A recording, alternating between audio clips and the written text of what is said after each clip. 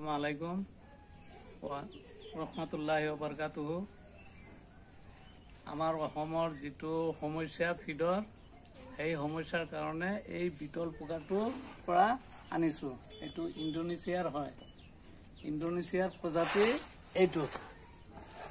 এই বস্তুটো ৰিচাৰ্চ কৰি বৈজ্ঞানিকসকলে ওলাইছে ফিডৰ পৰিৱৰ্তে এইটো দি মাছ মুৰ্গী হাঁহ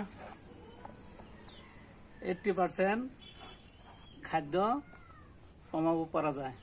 এইটোত 70% প্ৰটিন। এই বস্তুটো একদম সহজ, বহুতে একদম সহজ। এই বস্তুটো এই আপোনালোকৰ এই গৰু যে দানা খাই চাপৰৰ মাজত ৰাখিলেই হ'ল।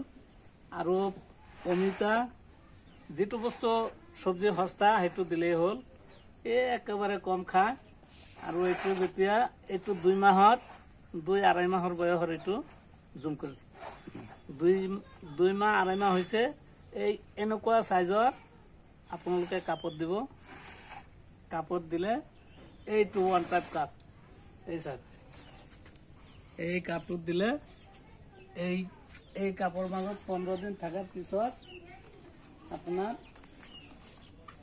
এইটো সাইজৰ হ'ব। এইটো সাইজ হোৱাৰ লগে লগে এনেকুৱা যেতিয়া হ'ব এই খোজ কাঢ়িব পাৰিব। খোজ কাঢ়াৰ পিছত আপোনালোকে এনেকুৱা এটা নাম ৰাখিব, ইয়াত থৈ দিব। এইটো ইয়াত কণী দি আছে। 10 দিনৰ ভিতৰত পাল্টাই দিব। 10 দিনে এইটো কণী ফুটি যাব। এইটো চাই এই একেবাৰে সহজ। এইটো পোহা একদম সহজ। এইটোৰ নাম হ'ল বিটল পোকা। এই বিটল পোকাটো আপোনাৰ কালচাৰ কৰিলে এইটো 70% প্ৰটিন আছে।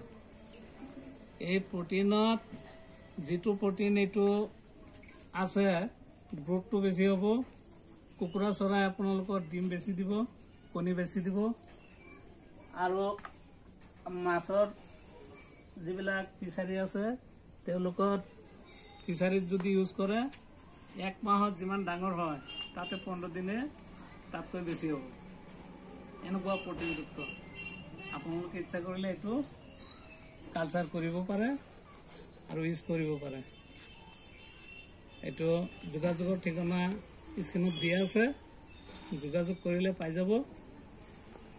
আৰু এই জাগিৰোডৰ যিকোনো জাগাৰ পৰা আহক, জাগিৰোডত আহি নাম্বাৰত ফোন কৰিলেই পাই যাব। ধন্যবাদ।